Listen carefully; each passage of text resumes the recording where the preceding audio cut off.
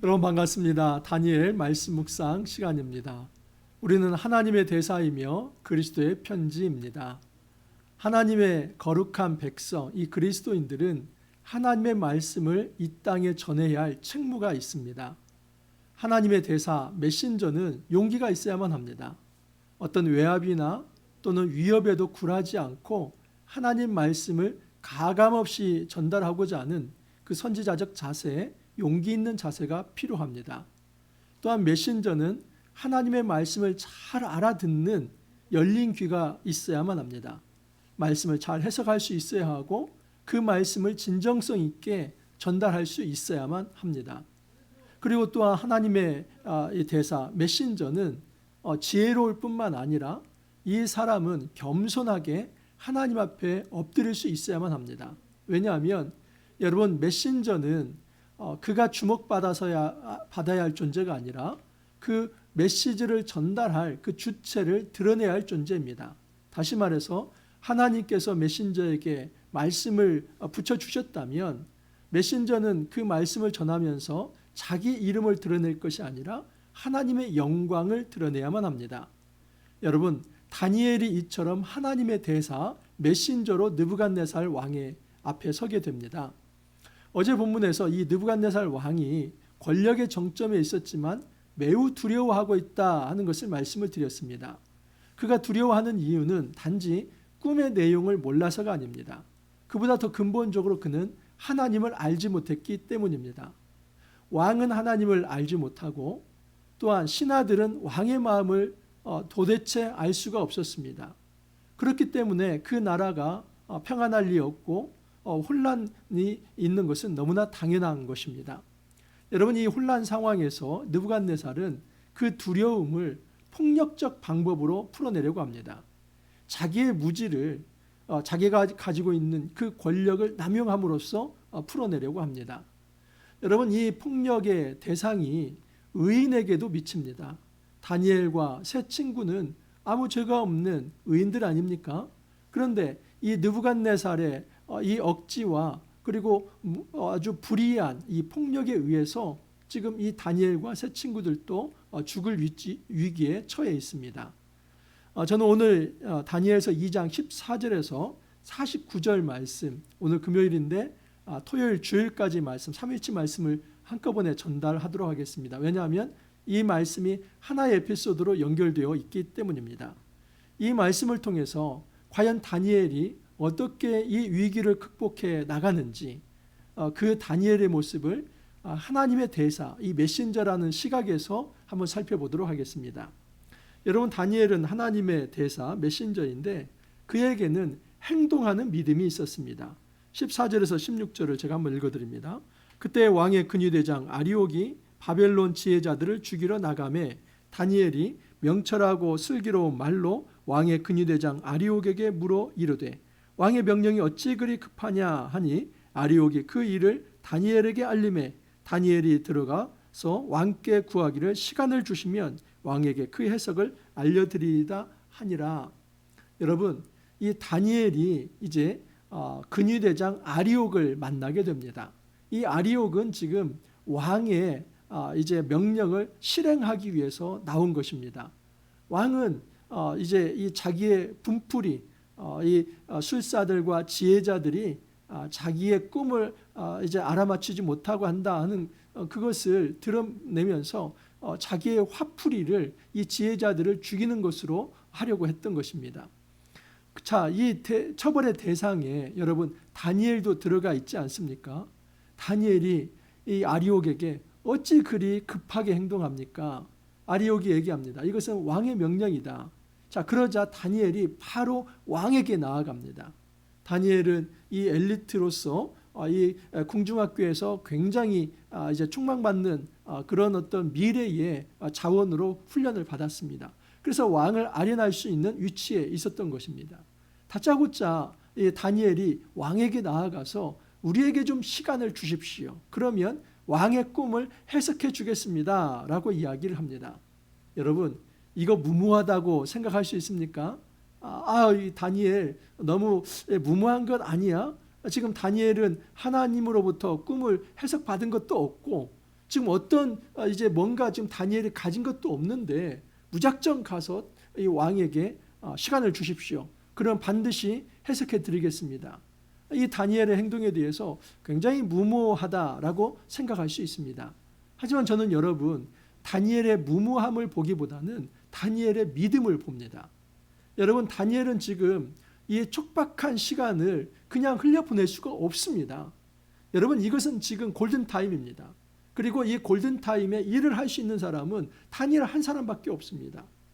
바벨론에 그 많은 지혜자가 있었지만 이 왕의 이 정말 억지 같은 그런 어떤 말도 안 되는 이 명령을 이행할 수 있는 사람은 단 한 사람도 없습니다. 어떻게 왕의 머리에 들어가서 그 왕의 생각을 다 읽어낼 수 있겠습니까?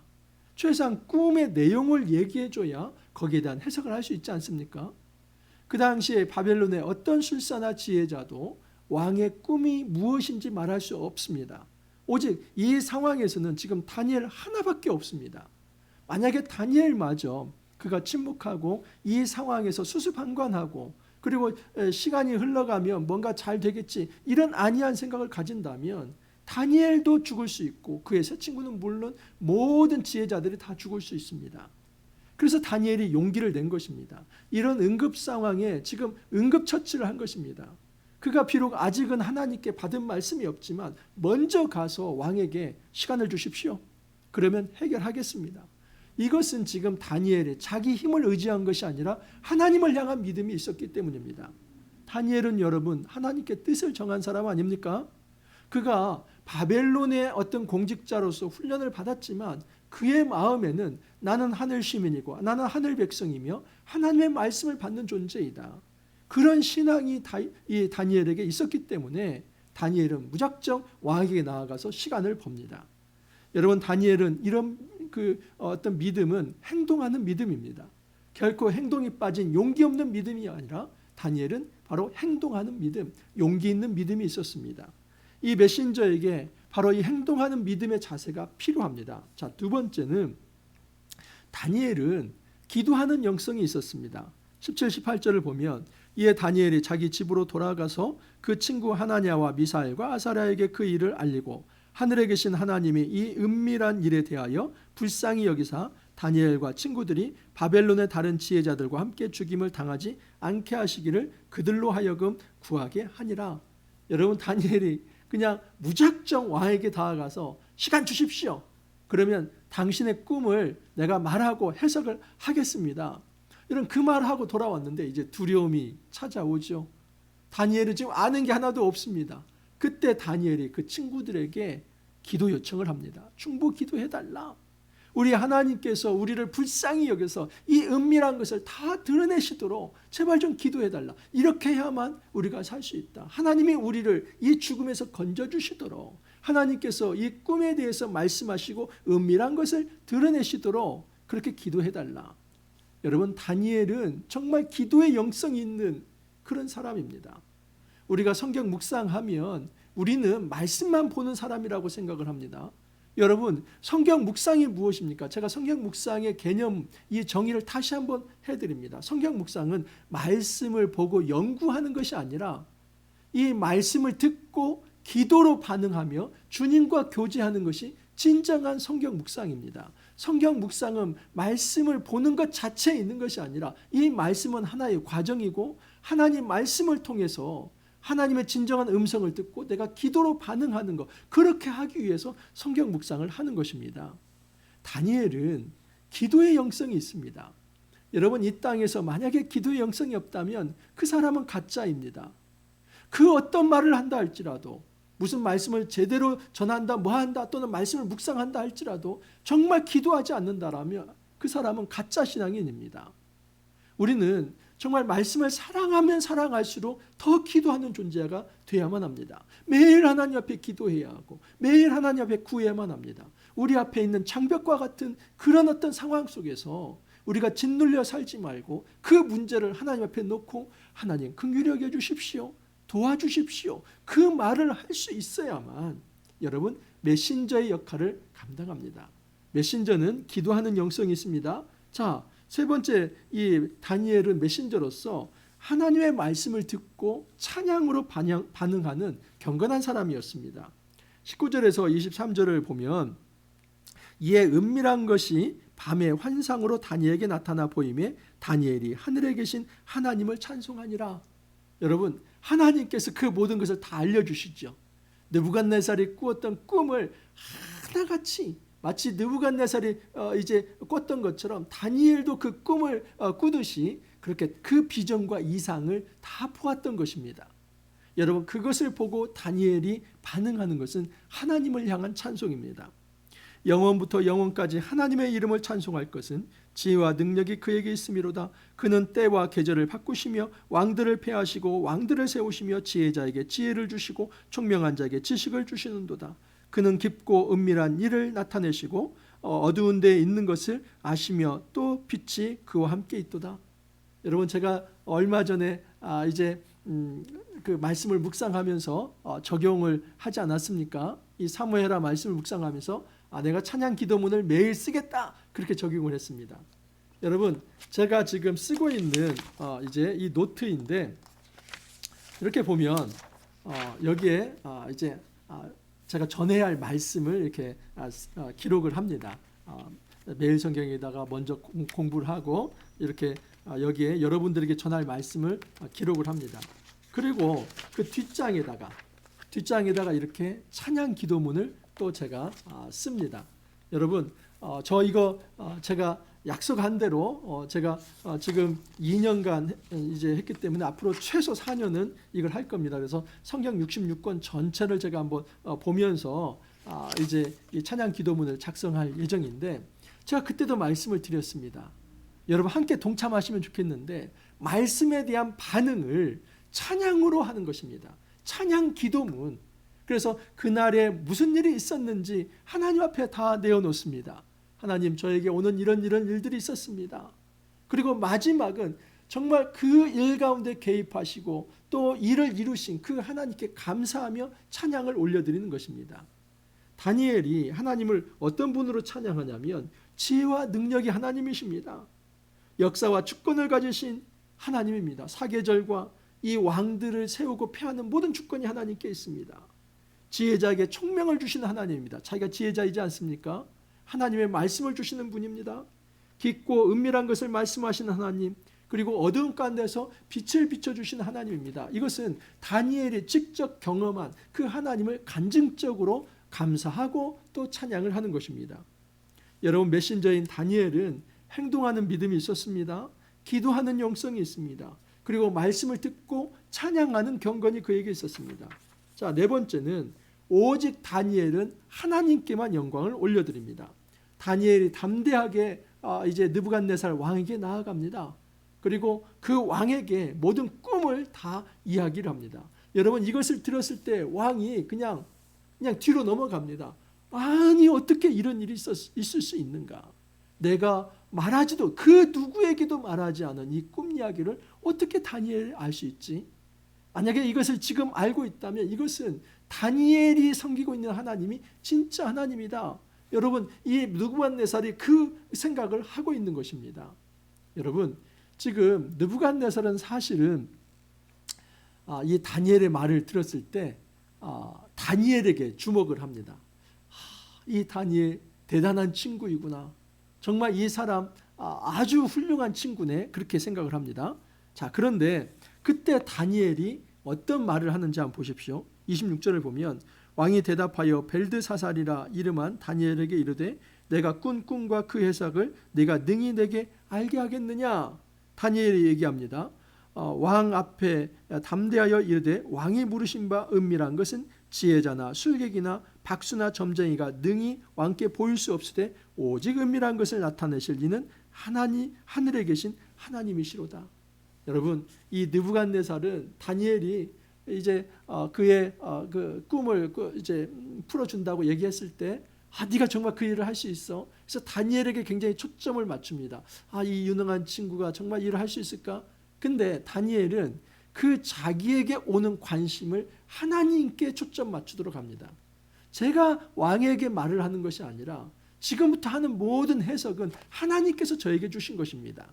저는 메신저이고 통로일 뿐이지 진짜 위대하신 분은 하나님입니다. 여러분, 이 메신저는 영광을 하나님께 돌리고자 하는 겸손의 마음이 있어야만 합니다. 그 메신저가 자기가 주목받고 자기가 유명세를 타고 그러면서 자기가 높아지는 것이 아니라, 이런 메신저는 그렇게 주목받아야 할 존재가 아니라 오직 말씀이 주목을 받아야 하고 그 말씀의 주체이신 하나님을 드러내도록 하는 그 겸손한 삶을 메신저는 살아야만 합니다. 저 역시 여러분 목회자이지 않습니까? 여러분, 목회자가 가져야 할 이 영적 전투가 이것입니다. 나는 세상에 내 이름을 드러내는 것이 아니라 하나님의 이름을 드러내고 하나님의 영광을 드러내야 하고, 나는 겸손하게 이 말씀을 전하고 낮아져야 할 존재이다 하는 것을 생각하는 것입니다. 성도들 역시 마찬가지입니다. 가정에 돌아가서 또 이제 어떤 직장에 들어가서 다 메신저로 살아가야 할 존재이지 않습니까? 그때에 내가 주목받지 않도록 주의해야만 합니다. 내가 그 모든 하늘 영광을 취하지 않도록 주의해야만 합니다. 정말 어떤 기적이 일어나고 또 어떤 말씀의 능력이 나타난다면 그 모든 것을 하나님께 영광 돌리고자 하는 자세가 있어야만 한다는 사실입니다. 자, 마지막으로 이 다니엘은 하나님 말씀을 전달하는 자입니다. 그가 받은 말씀이 무엇이냐면 31절 이하를 보면 왕이여, 왕이 한 큰 신상을 보셨나이다. 그 신상이 왕이 앞에 섰는데 크고 광채가 매우 찬란하며 그 모양이 심히 두려우니 그 우상의 머리는 순금이요 가슴과 두 팔은 은이요 배와 넓적다리는 노시요 그 종아리는 쇠요 그 발은 얼마는 쇠요 얼마는 진흙이었나이다. 또 왕이 보신즉 손대지 아니한 돌이 나와서 신상의 쇠와 진흙의 발을 쳐서 부서뜨리매 그때의 쇠와 진흙과 녹과 은과 금이 다 부서져 여름 타작마당에 겨같이 되어 바람에 불려간 곳이 없었고 우상을 친 돌은 태산을 이루어 온 세계 가득하였나이다.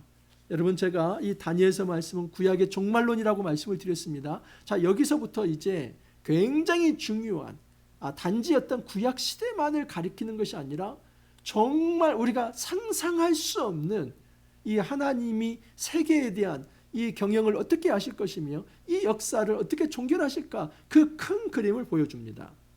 여러분, 여기에 보면은 한 신상이 나타납니다. 근데 머리는 뭡니까? 금, 또 이 가슴과 이 팔은 은, 그리고 배와 이 넓적다리는 이제 어떤 놋, 이 놋은 구리와 동을 의미하겠죠.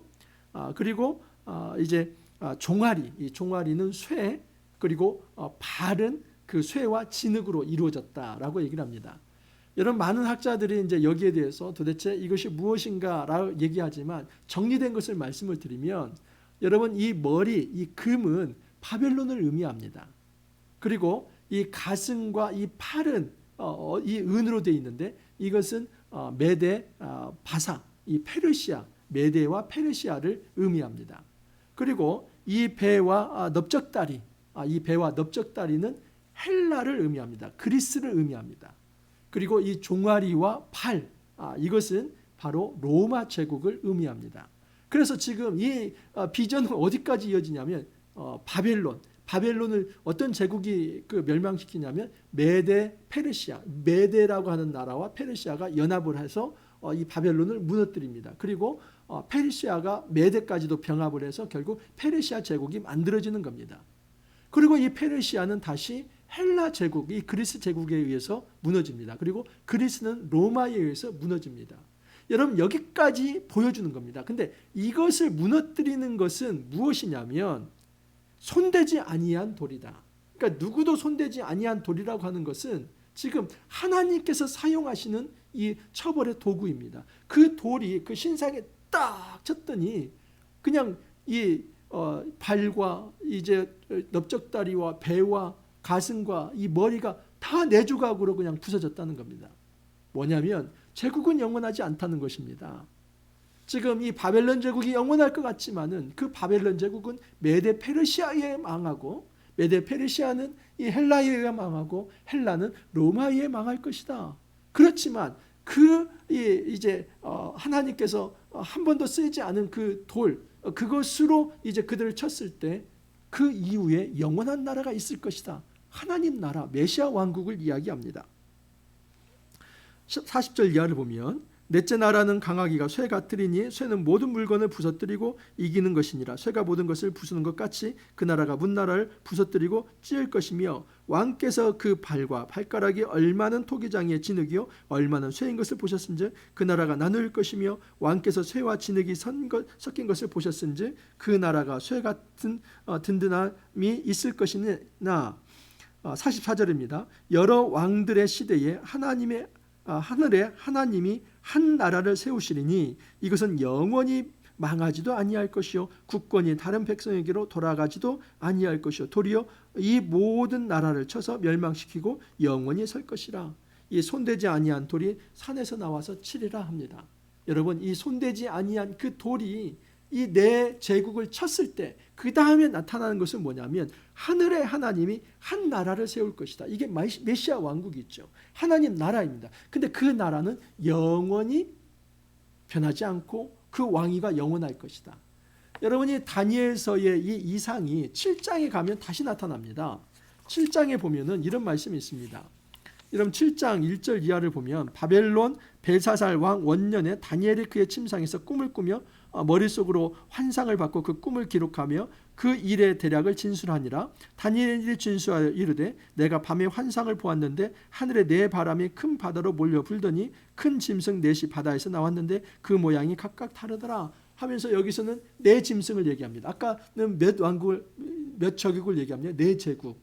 그래서 뭐 바벨론, 메데 페르시아, 헬라, 로마, 여기도 마찬가지입니다. 네 짐승은 바로 이 네 제국을 지금 얘기하는데 그 네 제국을 완전히 그 짐승에게 아주 이제 뭐 뿔도 달려 있고 이제 이런 어떤 짐승들을 하나님께서 치시고 결국 이 하나님께서 도래시킬 나라가 있습니다. 그 유명한 인자 구절이 7장 13절 14절입니다.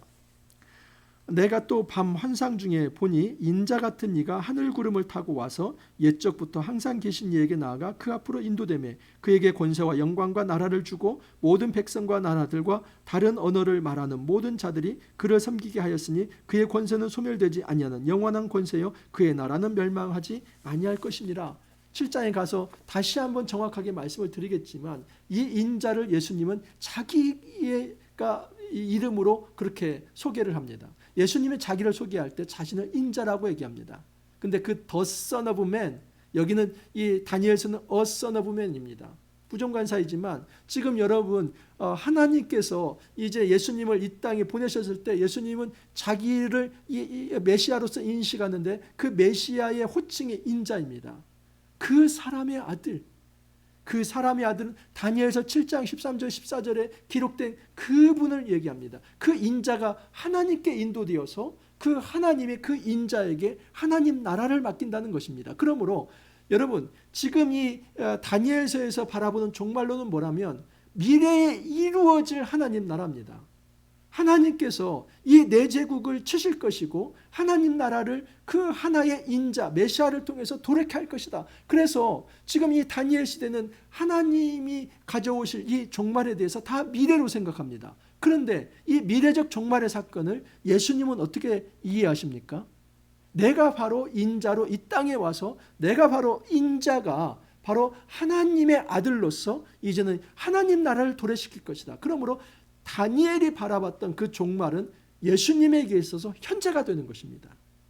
여러분 이런 차원에서 우리는 먼 미래의 종말의 시대를 사는 것이 아니라 이미 예수님이 시작한 종말의 시대를 살고 있습니다. 종말은 우리가 생각하는 것처럼 그냥 먼 미래에만 이루어지는 것이 아니라 구약시대가 그렇게 바라봤던 하나님 나라의 도래입니다. 하나님 나라의 도래는 예수님의 초림을 통해서 이미 시작이 되었고 예수님이 시작하신 그 시점이 종말의 시점입니다. 하지만 종말이 완성이 안 됩니다. 그러면 이 종말이 언제 완성이 되는가? 예수님이 재림하실 때입니다.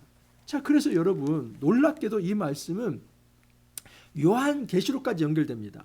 요한계시록 13장에 보면은 내가 보니 바다에서 한 짐승이 나오는데 뿔이 10이요 머리가 7머리라 그 뿔에는 10 왕관이 있고 그 머리들에는 신성모독한 이름들. 그래서 7머리 10뿔에 이 두 짐승이 나오는데 이게 여러분 다 다니엘서에 나와 있는 네 짐승과 연결되어 있습니다. 자, 17장을 넘어가 보면 17장 3절에 그 짐승을 탄 여자가 나옵니다. 3절을 보면 곧 성령으로 나를 데리고 광야로 가니라. 내가 보니 여자가 붉은 짐승을 탔는데 그 짐승의 몸에 하나님을 모독하는 이름들이 가득하고 7무리와 10뿔이 있으며.